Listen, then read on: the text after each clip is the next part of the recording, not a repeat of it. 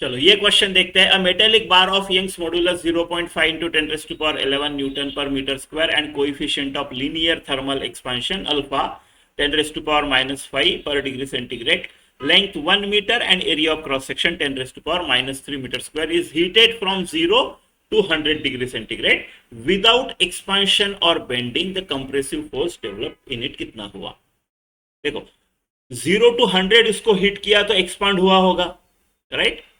लेकिन हम without expansion और बेंडिंग क्यों बोल रहे हैं? क्योंकि जितना कम एक्सपांड हुआ उतना कंप्रेस कर दिया, राइट? उसको एक्सपांड नहीं होने दिया, ऐसा। तो जितना एक्सपांड हुआ होगा हीट की वजह से उतना ही कंप्रेस हुआ।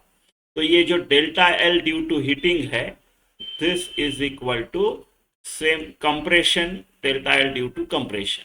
ये इस चीज का यूज करेंगे, कंप्रेसिव फोर्स। तो यंग्स मॉडुलस को ऐसे लिखता हूं मैं, Young's modulus is this force जो कि हमको निकालना है upon area stress upon strain, ठीक है, स्ट्रेन कंप्रेशन का।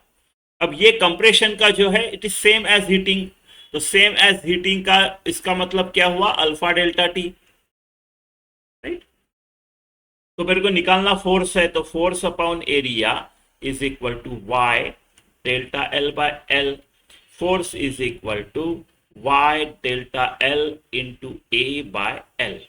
डेल्टा एल क्या है? Alpha delta T.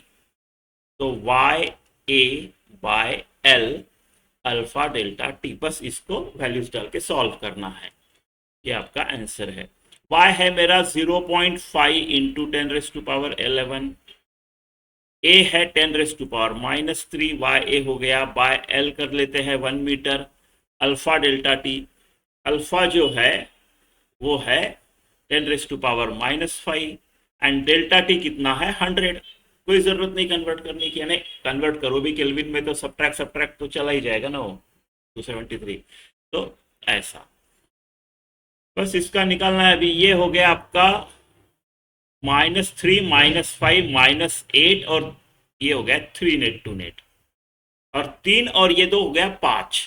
तो 0.5 इंटू 10⁻5, इसको मैं कैसे लिखूं? चलो 5 यानी 10 से मल्टीप्लाई किया तो 10 से डिवाइड भी कर लेते हैं। नहीं, ये काम का नहीं है, अपने 50 किया तो ऐसा। ये है आपका ऑप्शन